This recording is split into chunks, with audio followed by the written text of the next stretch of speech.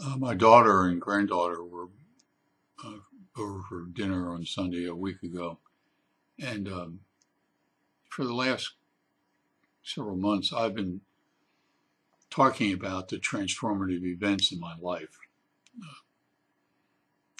I danced with death twice, and and the trip to Myanmar, or what used to be called Burma, have been transformative events in my personal life. Um, and there's dozens and dozens of articles about Dancing with Death on my webpage, and when you have time, you can read anything you want. But Dancing with Death allows you to wake up to living, and I'm a better person because I've danced with death. And I'll tell you, the other transformative event was being in Myanmar. Um, and then last week, a week ago, last Sunday, and I don't know why I got onto this, but I was reflecting upon my life to my daughter and granddaughter. And while I'm happy with what I've done in life, and I love teaching, I love writing, I love traveling, I love my family. I'm happy, I really am. But there are a couple things that that that I've not succeeded at. I've not been able to accomplish. And interestingly, these are things that I have tried but failed to accomplish.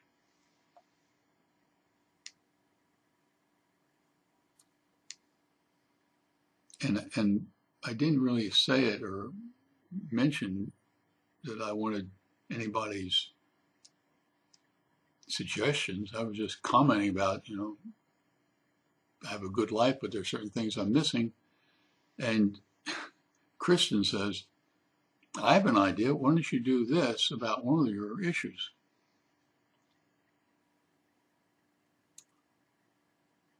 And I told Kristen in a very nice way, there's no way that I can do that. And there are all sorts of reasons why I will not try that. I mean, I will not try it. And that was the end of that conversation. We went on to something else, finished our dinner. They had to go get some things done before the new week began. They left, and I was left in the kitchen cleaning up a mess. I love cooking, but I'd like to cook without having to clean up after me. And as I'm putting stuff in the dishwasher, I'm replaying in my mind what Kristen's suggestion was, and how I just, there's no way that I could do it, over and over in my mind. And then it hit me. And talking about getting enthused and excited about life, I went to my computer and wrote down the beginning of the process of trying to figure out what I needed to do in my life. And I wrote down several things. And by this time it's probably 11:30 at night, and I went to bed. Put my head on the pillow, and my head was whirling.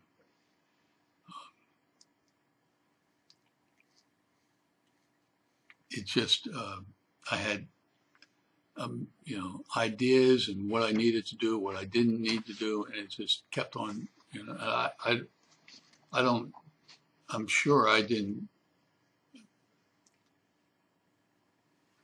I'm sure that that I didn't get a whole lot of rest that night.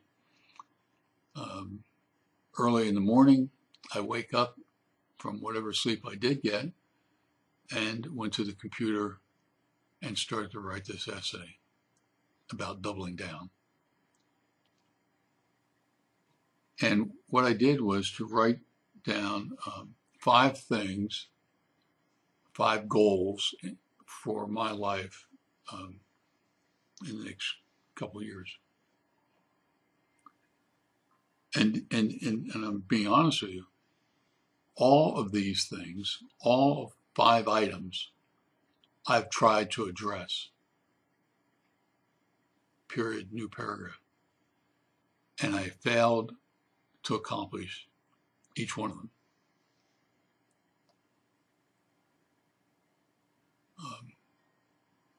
The first thing I want to do is to interview 3 different people.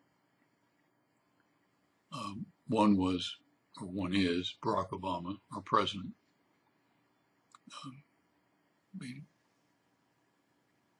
And I'm also aware that he's a little busier than he can be to ask me to come to Washington and spend a couple hours talking to him. So I'm going to wait until he gets finished with his second term. The second person I really want to interview is Aung San Suu Kyi. There is no woman in this entire world that has suffered more than she has to provide human rights for the people in Myanmar. They call her the lady. And I really want to interview her for my webpage, for the classes I teach, for personally. So if any of you know, I went to Myanmar and spent a month trying to get a hold of her and was not able to get any.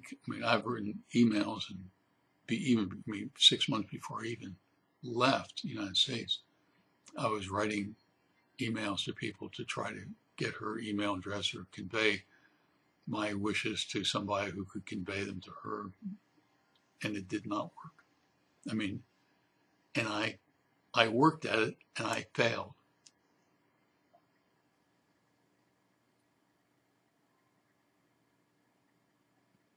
But in my mind, of all the people in the world, she is in the top. The other person I want to interview is Clarence Page, who writes for the Tribune. And I went to the Tribune. He's roughly the same age as I am. We both went through the civil rights movement. I really would cherish a moment, an hour, take him out to dinner or something and interview him and put him up on my webpage. So I went to the Tribune's webpage to get his email address, which I got. But in the process of getting it, I started to read some of his op-ed columns that I had missed. And I had not been to the Trib's website, so I just clicked on his columns. And what did I discover that prefaced all of his written essays or op-ed columns? A video in which he prefaces what he's going to talk about in his column. The reason that you're watching a video of me prefacing my article is because of Clarence Page. Now, I do want to talk to him about the civil rights movement, but I do want to express my appreciation to him for giving me the opportunity to make my webpage a lot more personal than it would have been. So that's one thing, and I've failed at each one of those attempts to get interviews. So if anybody knows how to get a hold of Aung San Suu Kyi or Clarence Page, please let me know, or better yet, let them know that I'm wanting to interview. Um, the next the next thing that I failed at is right now I'm an adjunct at teaching humanities classes, and you know it's a nice income, but I want to go back to Myanmar, and it's going to cost me some money, and I don't want to dip into my retirement fund to to go to Myanmar, and so I need to get another job.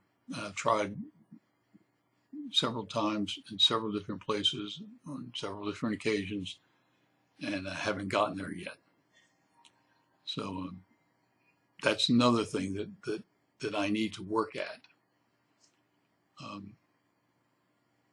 I also need to do some more repairs in the house and get things more up to date, and that's going to cost money, and I don't want to kind of rob Peter to pay Paul. So I need some other income beyond what I'm producing now. And this next item is not going to be won't seem very significant to anybody. But my father, before he died, gave me his ruby ring. I was born during World War II, and when he came back from the South Pacific, my mother gave him a gold ring with a ruby in it. And he wore it all the rest of his life, gave it to me. And someplace in this house, and I have looked and looked and looked, and I can't find it.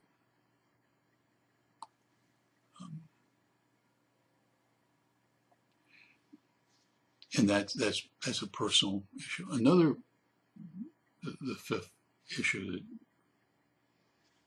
that I failed at are some personal issues, and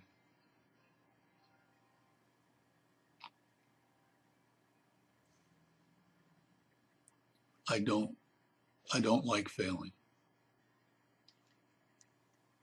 and I would like to deal with those failures in some way.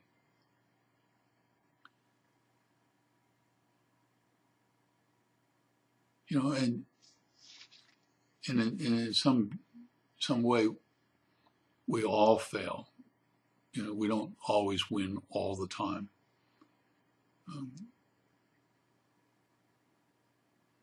And some of our failures are financial, some are personal, some are emotional. You know, but one of the problems that we have with success and failure is that we tell people to go out there and fight the good fight. You know, go out there and do all you can do. You know, win one for the Gipper kind of attitude. And at my age, looking back on my life, you know, that seems in some ways kind of a hollow slogan. You know, win one for the Gipper, or, you know, work harder and get there. What if you don't get there? And one of my mentors has been Teddy Roosevelt.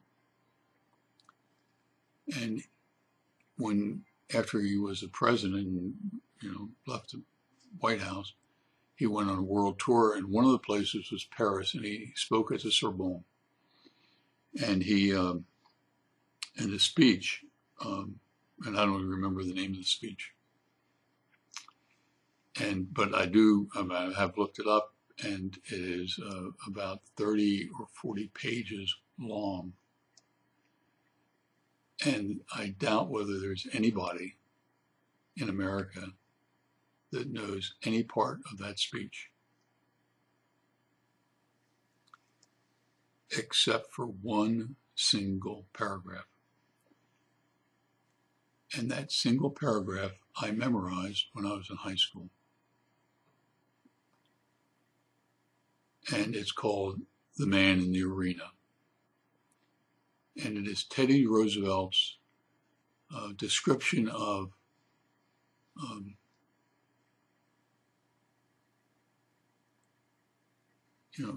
dealing with problems and wrestling with problems. And he talks about it in terms of being a gladiator in a Colosseum in Rome. And that what is happening to you is very much like what happened to a gladiator,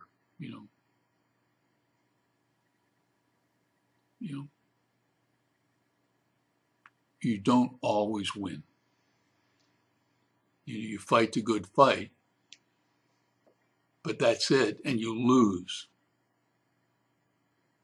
And what Teddy Roosevelt has told me, and what I hope that you learn also, is, encourage people to fight the good fight, yeah. But more importantly, if they lose, what is Roosevelt's comment to you? And he says, if he fails, if this gladiator fails, at least he fails while daring greatly.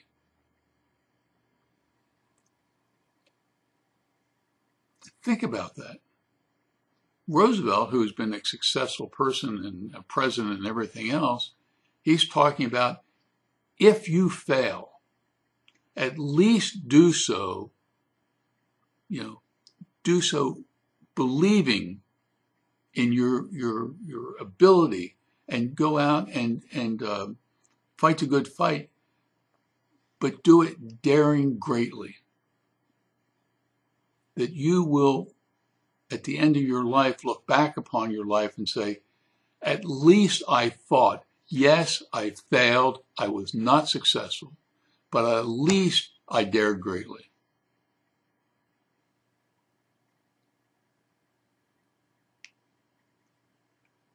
There are 5 things that you now know that I still need to accomplish.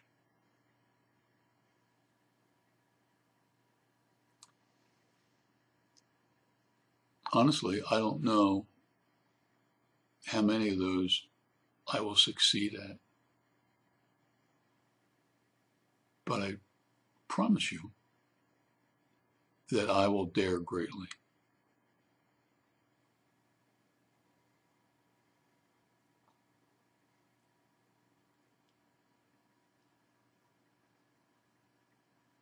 And so this video is about me. And so what?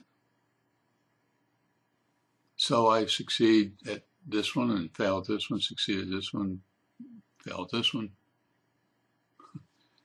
Most of the people that read and watch these videos, I don't even know, have never seen them, and probably won't ever see them. So who cares? What I care about is success in doing those things, and at least daring greatly. But I also want you to learn something that I learned from Teddy Roosevelt. Because there are things in your life about which you have not succeeded. And so, go out and fight the good fight again. But you're not going to win every fight. But at least dare greatly.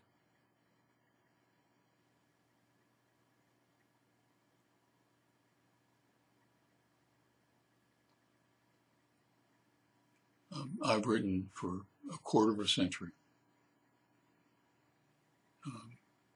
In the last year, I write 3 fairly long articles every week, and have done that for several years.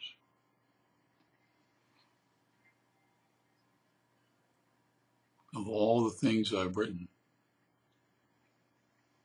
this single essay is the most important to me.